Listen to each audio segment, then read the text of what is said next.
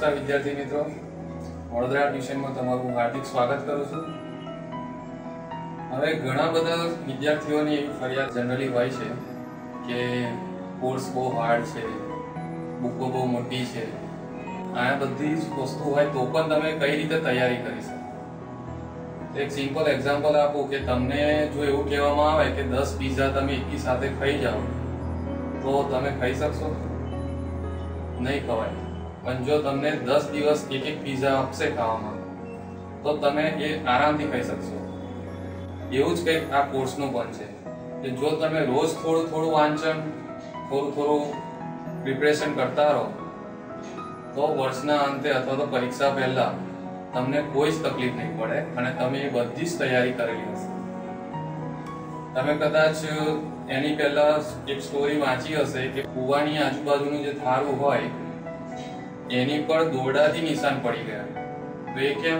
વારંવાર ત્યાં એ દોરડું ઘસાતું હતું, એના કારણે એ આખું થાળાની ઉપર એના લીસોટા પડી ગયા।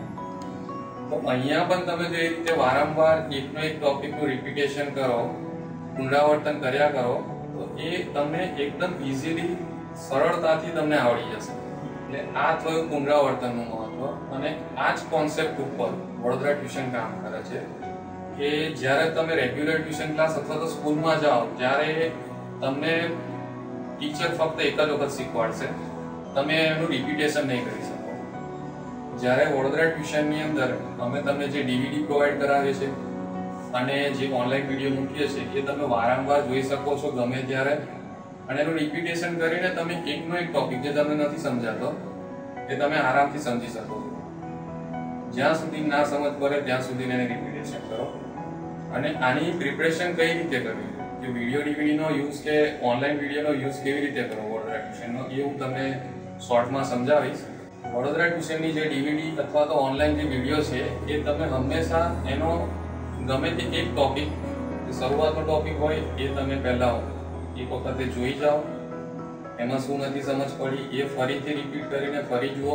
ટૂંકમાં એક પોર્શન, એક ટોપિક તમે વારંવાર જુઓ જ્યાં સુધી તમને સમજ ના પડે ત્યાં સુધી, અને પછી તમે આગળ વધો, ફરીથી બીજો ટોપિક લો, એને રિપીટેશન કરો, એ આવડી જાય પછી તમે થર્ડ ટોપિક તરફ જાઓ। આ રીતે તમે આખું પ્રકરણ પૂરું કરો, ના કે એકી સાથે શરૂઆતમાં આખી ડીવીડી જોઈ નાખો। આવી રીતે તમે જો જશો તો એક સમય એવો આવશે કે તમારું આખું પ્રકરણ તમારું કમ્પ્લીટલી તૈયાર થઈ ગયું હશે, અને પછી તમે જ્યારે રિવિઝન કરો અઠવાડિયે કે 10 દિવસ પછી તો તમે એને ફરીથી આખી ડીવીડી જોઈ જશો તો વાંધો નહીં આવે, કારણ કે તમને એ બધી જ વસ્તુઓ સમજાઈ ગઈ હશે। હવે બીજી એક વસ્તુ ઘણા વિદ્યાર્થીઓ કહેતા હોય છે કે મારી યાદ શક્તિ નથી, મને યાદ નથી રહેતું, હું કોઈ બીજા જેટલો બુદ્ધિશાળી નથી।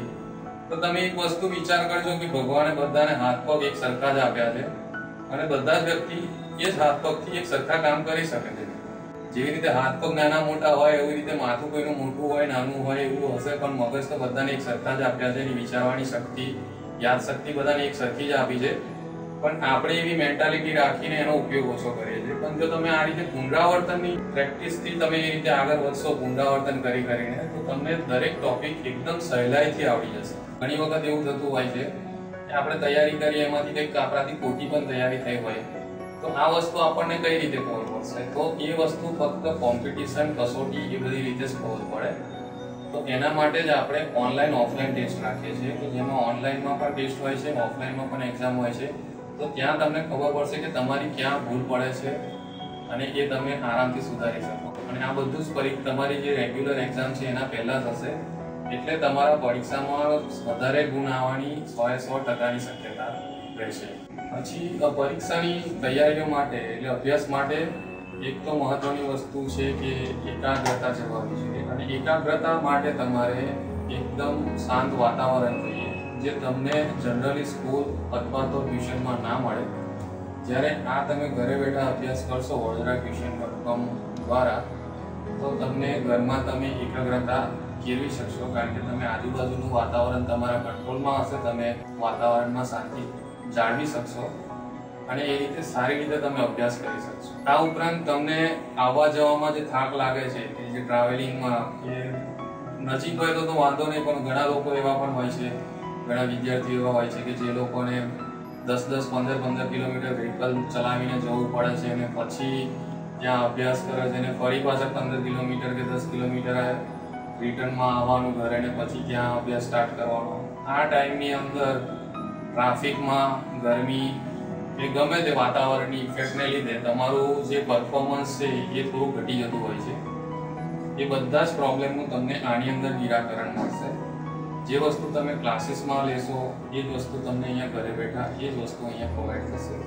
અન્ય અભ્યાસ સામગ્રી તમે અમારી ઓનલાઈન વેબસાઇટ vadodara.tuition.com ઉપરથી મેળવી શકશો. ત્યાંથી બીજી તમને ઘણી બધી ઇન્ફોર્મેશન મળશે, જેમ કે જૂના question paper, sample question paper, paper style તેમજ અન્ય ઘણી બધી માહિતી તમને ત્યાંથી થશે. તો રાહ શાની જુઓ, ચાલો આપણે એને સર્ફિંગ કરીએ.